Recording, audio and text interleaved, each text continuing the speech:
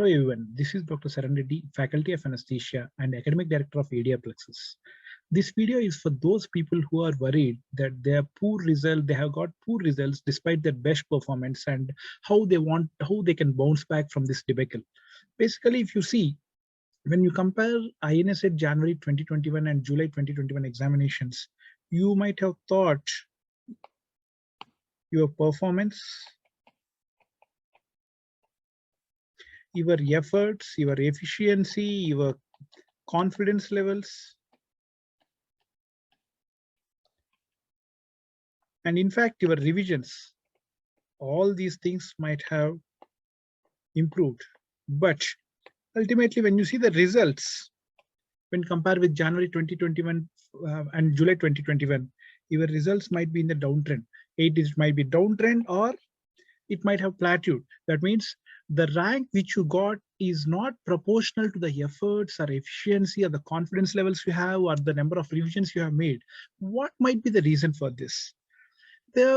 If you ask me, there are two main reasons why any competitive examination, whether it be INSET, let it be NEET examination, it is basically an exam of relative merit. The people who crack the examination with successful ranks on that particular day, they might have got better luck. For the last 6 months, they might have prepared well, they might have revised well, and they are more confident on that particular examination day. They had a better mindset than you.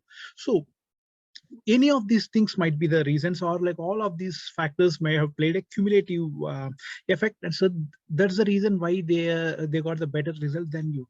And second, most common thing is plateauing effect. What is basically this plateauing effect? This plateauing effect is basically, if you see, when you started your preparation, suppose you have given 20% of your efforts and your results might be 50%.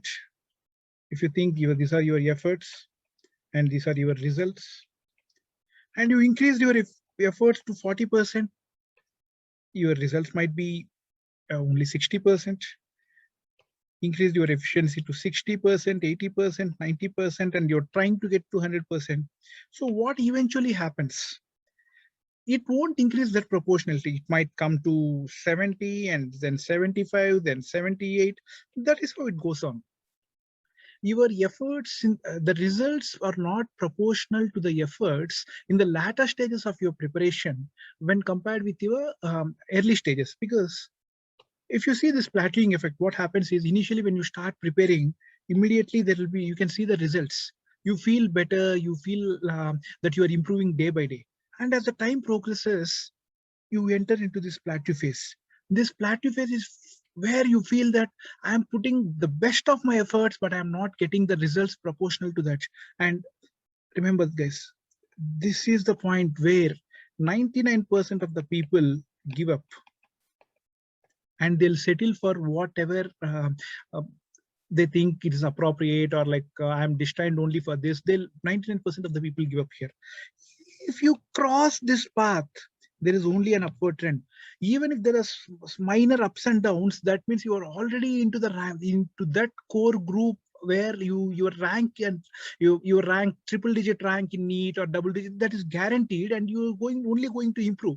From here on, your efforts will be proportional, like exponential increase when compared with your results will be exponential increase when compared with your efforts. You have to enter into this particular phase. How can you make that happen? For the two things, in this relative merit where your competitors might have performed well, and for this plateauing effect, how can you alter this? What are the solutions for this? Unfortunately, you can't influence your competitors' performance. You can't influence their preparation levels. You can't influence their examination mindset. So only thing which is in your hand is how best you can perform and how best you can concentrate and give your best. And I always emphasize, please don't overestimate the competition, or like overestimate your friends or competitors and underestimate yourself. That's the main problem. You always overestimate your friends or your competitors and underestimate yourselves. You are better than you think. They keep trusting this. And secondly, This is called as double S curve. What happens is, the second most important thing, how you can improve your performance. Double S curve. What is this?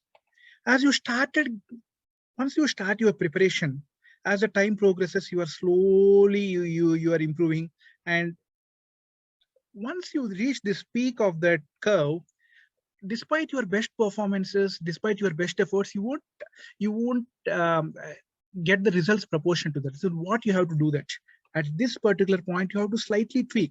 That means the efforts which you are putting, or the study plan you are following, or you already reached the pinnacle of that particular point where you can get the maximum results with that particular study plan. You have to slightly tweak or modify, so that immediately, if you can slightly tweak this, your preparation a little bit, again, you're going to see this exponential thing. What are the simple things what you can tweak and you have to think about are, again, high yield topics. Now, all these days you might have done the hard work, and now the next 50 days, do the smart work. In the medicine, if you see, when I say medicine, the entire medical sciences, where you are preparing for your 19 subjects, predominantly from the 1800 topics, 65 to 75% of the questions in every examination come. So you don't have that leverage to leave these high yield topics. You have to master these high yield topics. That is one most important thing. And second, spend half a day, relax, and take a piece of paper and list out all the weak topics. Think about anatomy. Okay, and what topics in anatomy I'm weak? In talk about like anesthesia, what topics in anesthesia I'm weak? Let it be you are not confident in the revision. You might not have understood the concept. You just list out. Once you list out, the next 2 days, keeping all these things, please concentrate on those topics. If you concentrate on those topics and master them, you are not only mastering the weak topics, but it also increase your confidence and boosts your morale. That is very, very, very important at this point. Anything which you didn't know, you mastered today, that means it enhances your confidence. That is what happened in your early stages of preparation. You might not have read during your undergraduation, which when you are learning now, you feel very happy, and your results also will be proportional, which might have plateaued later. So now you have to slightly tweak it, so that again your performance will be enhanced. And third, very, very important, grant tests.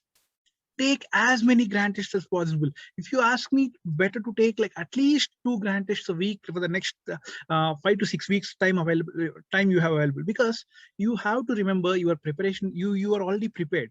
Your preparation is almost done. It's only to test like where exactly you are lagging, what exactly is pulling you back. If you can concentrate on those things by writing as many grant tests as possible, by writing grant tests, you can know the time management, you can know how you are approaching the questions, and where exactly you have to focus. Are you forgetting the things do you need more revisions? All these things come with by writing grant tests. Please start attempting as many grant tests as possible. And if you ask me, if there is one single most important thing among all these things, that is learning from mistakes. What is learning from mistakes? After writing these grant tests, or you attempt any question bank, you might have made few mistakes, and from that, take a notebook and write down what are the points you learned from that. So if you can start making the list of points, suppose for example, if the question is thiopentone cause, options are hypotension and tachycardia, hypotension and bradycardia, hypertension and tachycardia, and hypertension and bradycardia. You might have opted, I'm just saying an example, you might have opted hypotension and bradycardia, which is a wrong answer. So you write down in your notebook, thiopentone cause, hypotension and compensatory tachycardia. This is the correct statement. And the answer which you marked was hypotension and bradycardia. And you strike it off. Once you strike it off, this visual memory will help you out, so that you will never do this mistake again. And take this book of learning from mistakes 2 days before your examination. Suppose in every examination, if you make approximately 20, 30 or 40 mistakes, all you need is 2 hours time to consolidate that. If you do 10 examinations, that will be 200 concepts which you have 200 mistakes which you have made. You have a notebook, and if you revise in 6 hours the day before the examination, what happens? That you are mastering the 200 topics which you didn't know. Predominantly, if you take any grand test, they will cover predominantly from this 1800 topics. That means from these high yield topics, you are already mastering at least 10 to 20%, which you have not known, which you earlier didn't know. That is the importance of this learning from mistakes. Please don't underestimate this. This is going to be one of the game changers, and you can do this in the next 45, 50 days, guys. And remember, yeah, I remember, so I repeat, tweak the preparation a bit. The four most important things are high yield topics. Concentrate on this high yield 1800 topics. Analyze, spend the time and analyze and list out the weak topics. Write as many grand tests as possible. And learning from mistakes. Very, very, very important.